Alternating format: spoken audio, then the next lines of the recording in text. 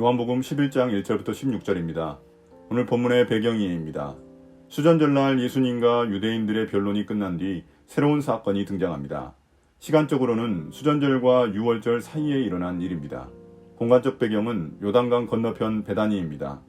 예수님은 유대 땅 종교 지도자들을 피해 요단강 건너편으로 옮기셨지만 이 사건을 계기로 또다시 유대 땅으로 건너가십니다. 그런데 예수님이 건너갈 나사로의 집도 유대 땅 베다니에 있습니다. 요단강을 기준으로 양쪽 다 이름이 동일한 지역입니다. 여기서 예수님이 죽은 나사로를 살리시는 기적은 요한복음에 기록된 7번째 표적입니다. 이를 통해 예수님은 자신이 부활이자 생명이심을 선포하십니다. 1절부터 6절입니다. 사건의 배경 설명. 한 병자가 있었는데 그는 마리아와 그의 자매 마르다의 마을 베다니에 사는 나사로였다. 마리아는 주님께 향유를 붓고 자기의 머리털로 주님의 발을 씻은 여자요, 병든 나사로는 그의 오라버니이다. 그 누이들이 사람을 예수께로 보내서 말하였다. 주님, 보십시오. 주님께서 사랑하시는 사람이 앓고 있습니다. 예수께서 들으시고 말씀하셨다. 이 병은 죽을 병이 아니라 오히려 하나님의 영광을 드러낼 병이다.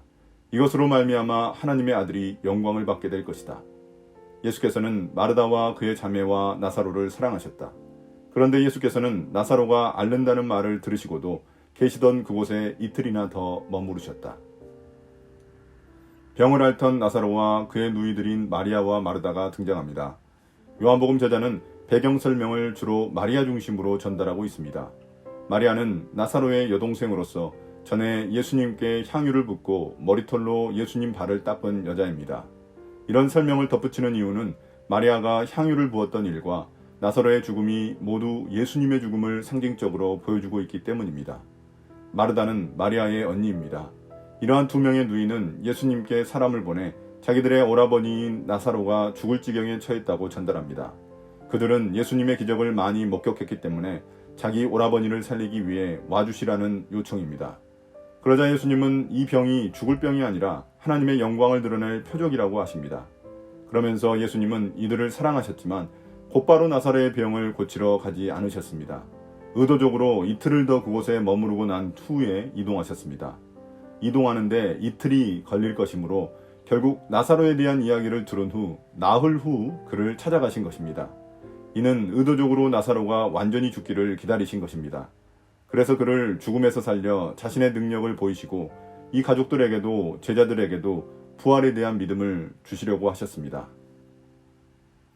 7절부터 10절입니다. 예수님의 이동을 막아서는 제자들. 그리고 나서 제자들에게 다시 유대지방으로 가자 하고 말씀하셨다. 제자들이 예수께 말하였다. 선생님, 지금도 유대 사람들이 선생님을 돌로 치려고 하였는데 다시 그리로 가려고 하십니까? 예수께서 대답하셨다. 낮은 12시간이나 되지 않느냐? 사람이 낮에 걸어다니면 햇볕이 있으므로 걸려서 넘어지지 않는다. 그러나 밤에 걸어다니면 빛이 그 사람 안에 없으므로 걸려서 넘어진다. 이틀이 지나자 예수님은 나사로가 누워있는 유대지방으로 이동하려 하셨습니다. 이에 예수님의 제자들은 유대지방에 가면 위험하다고 만류했습니다. 종교 지도자들이 어떻게든 예수님을 죽이려고 혈안이 되어 있었기 때문입니다. 그러나 예수님은 낮에 다니면 햇빛이 있어 걸려 넘어지지 않지만 밤에 걸으면 빛이 없어 사람이 넘어진다며 상징적으로 말씀하셨습니다. 예수님은 자신이 사역하시는 시간을 낮이라고 부르셨고 십자가에서 돌아가실 때를 밤이라고 비유하셨습니다. 당시 사람들은 낮이 오전 6시부터 오후 6시까지 12시간, 밤이 오후 6시부터 오전 6시까지 12시간으로 여겼습니다. 그리고 일은 낮 시간에 하는 것으로 여겼습니다. 그러므로 아직은 하나님의 때, 즉 밤의 때가 아직 되지 않았기 때문에 예수님은 자신이 절대 죽지 않을 것이라는 의미로 말씀하신 것입니다. 11절부터 16절입니다. 나사로를 찾아가시려는 예수님. 이 말씀을 하신 뒤에 그들에게 말씀하셨다. 우리 친구 나사로는 잠들었다. 내가 가서 그를 깨우겠다. 제자들이 말하였다. 주님, 그가 잠들었으면 낫게 될 것입니다. 예수께서는 나사로가 죽었다는 뜻으로 말씀하셨는데 제자들은 그가 잠이 들어 쉰다고 말씀하시는 것으로 생각하였다. 이때 예수께서 그들에게 밝혀 말씀하셨다. 나사로는 죽었다.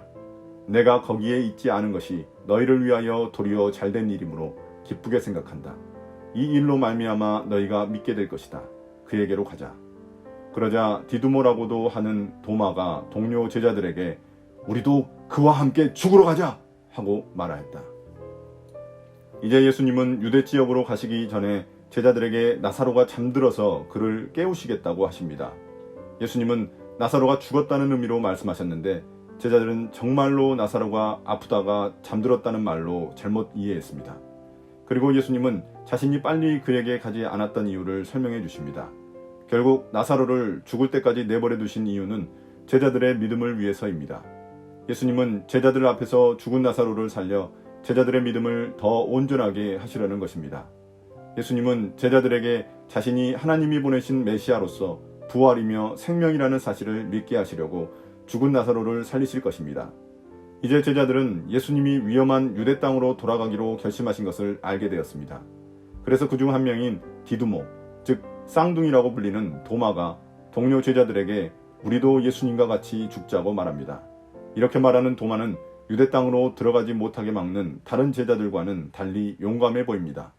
그러나 이러한 도마의 이 말은 여전히 메시아 예수님에 대한 잘못된 이해를 보여줍니다.